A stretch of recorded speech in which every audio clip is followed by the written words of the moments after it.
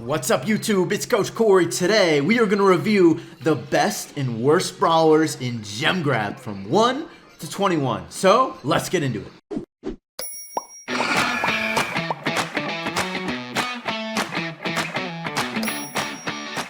Alright, it's time for another ranking video where I go over the best brawlers from 1 to 21. Today's is going to be on Gem Grab, and of course, for each ranking, I'll explain why they got it, why they deserve it, and more. Now, Gem Grab is one of those modes where your team comp is probably one of the most important things, and also your strategy is so important. How you play, of course, and how your team plays goes more than just what brawler you pick. More of an overall thing. But the strength of individual brawlers does still matter a lot, so let's do brawler ranking for Gem Grab. At number 21, and let's do 20 at the same time, because these brawlers are pretty similar and they're both pretty bad. 21, it's going to be Daryl. At 20, it's going to be his counterpart, I guess, Bull. Both of these shotgun charging brawlers, not very good in Gem Grab. Their supers are not that great. Now, with the one exception of Bone Box, you probably don't want to play them in Gem Grab much at all. You can to a degree, but you probably have to get carried to a good amount. These short-range brawlers are just not really meant for Gem Grab that well. They're good at aggro rolls, but it's just they don't have great stats right now. They're not good at that much, particularly besides like Heist. And they're really just not that great at Gem Grab. At 19, it's going to be Shelly. Shelly, similar degree of these last two brawlers before her. I mean, she counters those two brawlers well. And of course, they're not very good in Gem Grab. Shelly is really good at tank counters. If tanks are in the meta, Shelly will be good. Tanks are not in the meta. And Gem Grab is just not a great mode for Shelly, as she's also like those brawlers where she has to be really close range to be effective, which makes her good at Bone Box, but otherwise, and especially with the new maps, most of them are not that great for close range brawlers, so Shelly is also not going to be that good in Gem Grab. Now 18 is going to be another brawler I really do not recommend. It's Colt. Colt just doesn't have very good stats right now. He's definitely not that bad, but he's also not really that good at all, especially in Gem Grab. His inability to be a flexible brawler, his shots are really static and they're just straight line. He doesn't have the longest of range for a really low health brawler. And unlike some other brawlers with that range who have other attributes that make them useful, Colt doesn't. Colt's attribute is dealing damage. And if he can't deal damage, he's not very good. And in Gem Grab, there's too many walls, too many things in the way where Colt is just not able to be that useful. He gets outclassed in a lot of different situations. So Colt is also not good in Gem Grab. At 17, it's a brawler who was higher in my last Gem Grab ranking, but it was a slightly different meta, and it's El Primo. When Frank was a really strong brawler, like top 2, El Primo was a really good choice because he countered Frank pretty dang well. Frank is still a good brawler, but he's not the OP brawler, overpowered brawler that he was before.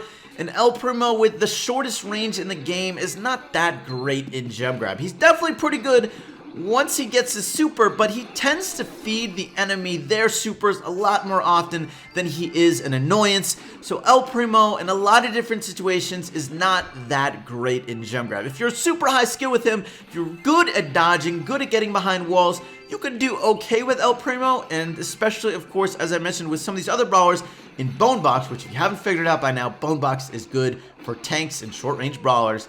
El Primo, otherwise, though, is not super great in Gem Grab. At 16, it's going to be our buddy without the hat, Mortis. Mortis, he's okay in Gem Grab. Now, don't use him as a gem carrier, though. He's a good emergency gem carrier, though. Of course, if someone on your team drops like 5+ gems, you obviously don't want to give them to the enemy, so in that case, Mortis is definitely good at that. But otherwise, he's not your guy. You see some people still go at the beginning of games, rush and get those gems with Mortis. You don't want to do that. But there is something that Mortis is good at, and that's countering throwers. So on maps where throwers are good, Mortis is a good pick in general. Like Mushroom Cave, Deep Hollows. Those are good Mortis maps. Otherwise, Mortis isn't the most versatile brawler in Gem Grab. He's good on those thrower maps, but otherwise you probably don't want to use him. So yeah, he's okay in Gem Grab. At 15, it's going to be our Southern Belle Piper. Piper is not too bad in Gem Grab. She definitely takes a good degree of skill though. Of course, you have to be hitting with your shots and you have to be getting kills, not just hitting shots. But she's usually in a gem carrier role, and as a gem carrier with a really low amount of health, it's very dangerous, especially if you don't have your super. And even still, using your super can be a little bit awkward going straight back sometimes, depending on your device and how skilled you are at it. So she's not the easiest gem carrier to play, but there are certain maps like Crystal Cavern where Piper can be really good.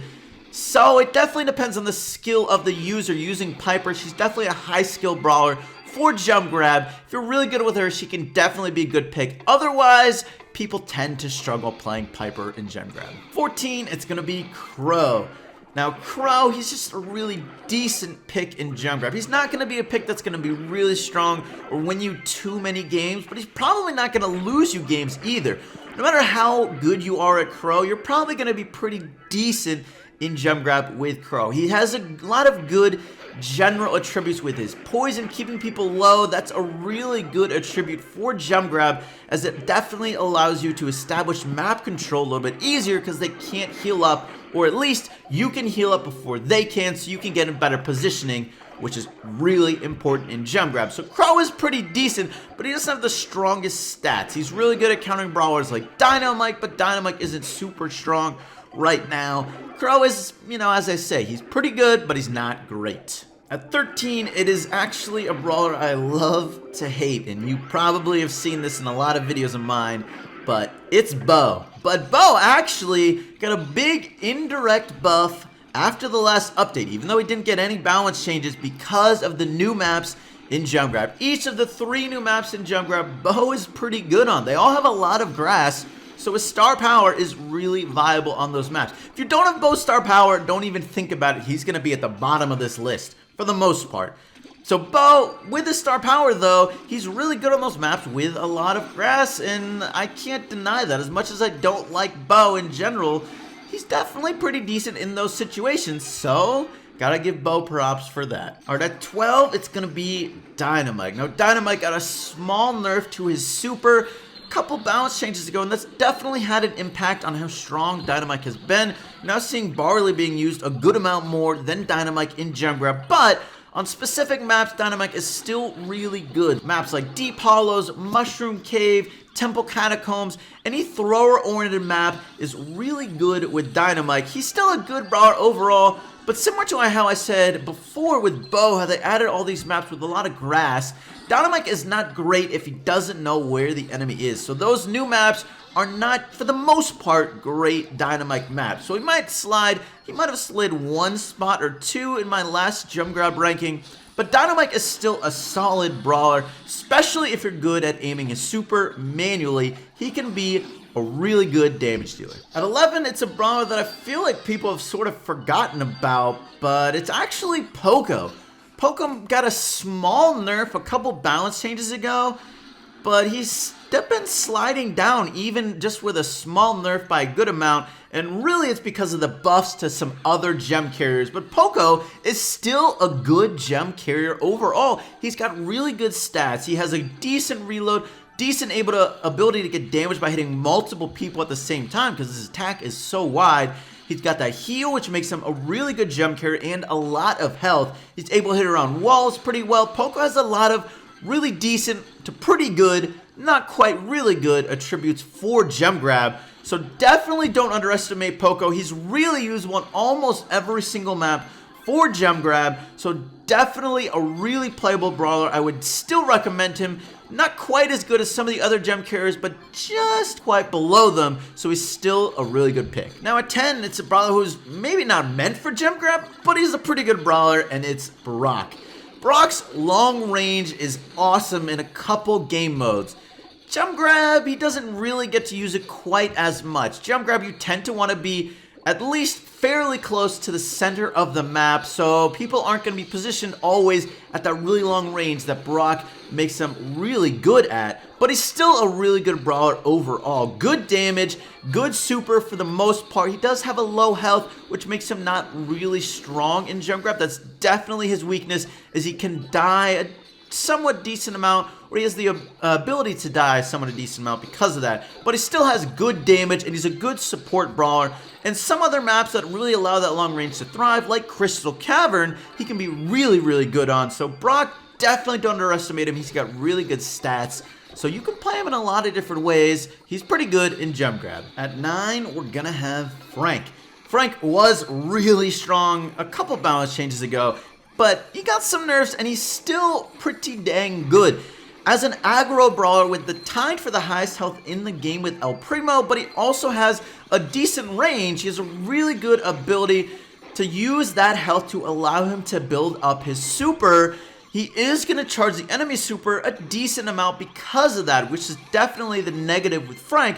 But his super is so strong, and it's really well suited for Gem Grab specifically. It makes him a really good brawler in Gem Grab. That 3-second stun is so strong in Gem Grab because, I mean, you can just imagine, you don't need to imagine, I'm sure you know how much chaos it can cause. You do not want to be within range of Frank's super if he has it, and that is such a strong ability in Gem Grab. You don't even have to use it, just having it is so strong because it just pushes people back and it allows you to get map control, which is so important in Gem Grab. As long as there's any sort of wall to allow Frank to really use that and threaten people with his super, he can be really difficult to deal with. He's not going to be crazy strong, but he has the ability to be pretty dang strong. So Frank is good in Gem Grab. At 8, it's going to be Barley. Now, throwers definitely pretty good in Gem Grab.